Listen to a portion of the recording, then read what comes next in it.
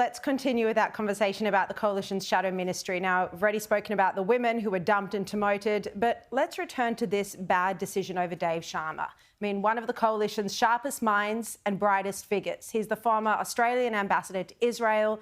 He's got business, diplomatic and political experience, not to mention his score of 100 back when he did the HSE.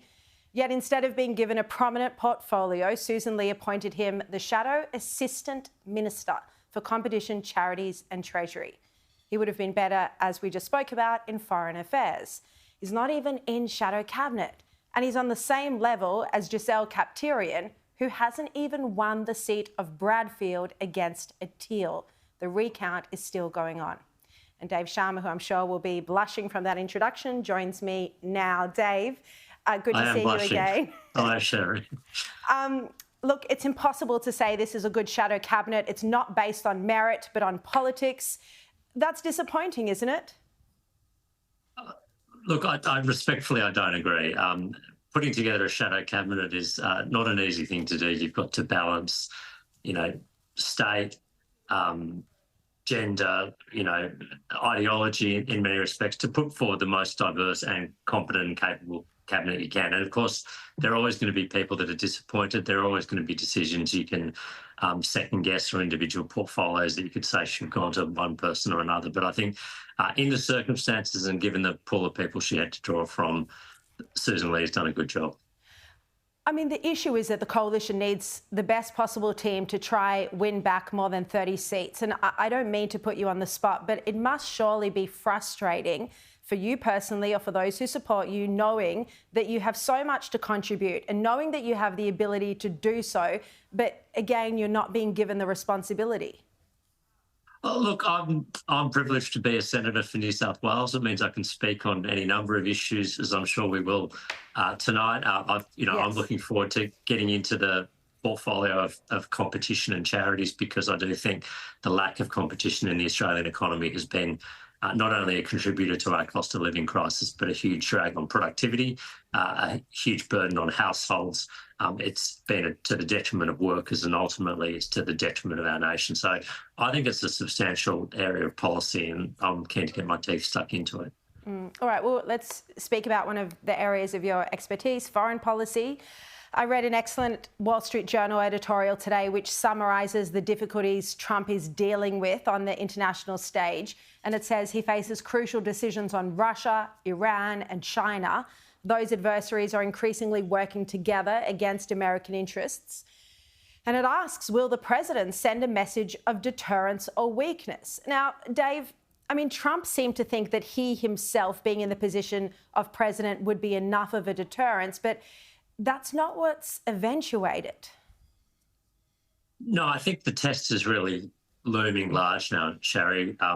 Will Trump back up his rhetoric and his stated policies with actions? I mean, with the Ukraine war, he first said it would be finished within a day. No one really took him at his word for that. But then he said within 100 days. Well, 100 days passed, I think, about 30 days ago now. And it's clear that, to me at least, that Russia and President Putin are not taking US proposals for a ceasefire seriously. They just unleashed one of their largest barrages in Kiev, Ukraine's capital, over the last 3 days, involving cruise missiles, drones and other lethal weaponry. They do not seem interested in talks. Of course, Zelensky agreed to go in person to talks in Istanbul 2 weeks ago. Putin was a no-show. He didn't intend to go along.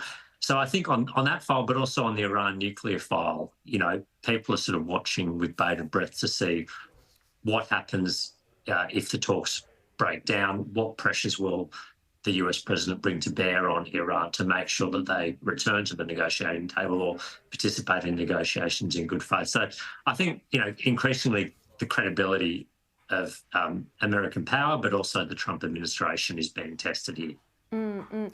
You mentioned the aerial onslaught from Russia this week, and there's also reports that Russia's preparing a big summer attack against Ukraine. So Trump's going to have to decide whether to fund Ukraine's ability to rearm, or else Putin will take Ukraine and then will be emboldened. And then there's the question of what message that would send to Beijing. David, just want to ask you before you go about the breaking news reports in the New York Times today that US intelligence believes Israel could be preparing to carry out an attack on Iran. The New York Times is reporting as the Trump administration tries to negotiate a nuclear deal with Iran, Netanyahu has been threatening to upend the talks by striking Iran's main nuclear enrichment facilities. And they say this is according to officials briefed on the situation. Now, Dave, we don't know if these reports are true, but I mean, you can see really that the Israeli government has been frustrated that Trump hasn't acted in a stronger way to slow down or stop the Iranian nuclear program up until this point. Well, look, Israel has now conducted 2 sets of strikes against Iran over the past 6 to 9 months, both of which were largely directed at disabling Iran's air defences and making it more vulnerable to future attacks, but also sending a clear message that Israel had the capability to carry out these attacks. So I think the message has been sent already, and it's a regular part of Israel planning exercises to consider all scenarios, including this one, and what they would do, what a military option against Iran's nuclear enrichment facilities would look like. Now, I don't wish to see that come about. I'm sure the US president doesn't wish to see it come about either. But they are watching these negotiations quite closely. I think the US-Iran talks are now in their 4th or 5th round. And undoubtedly there are elements of concern within Israel about whether an agreement will be reached and what level of uranium enrichment capability and stockpiles, if any, such an agreement will allow.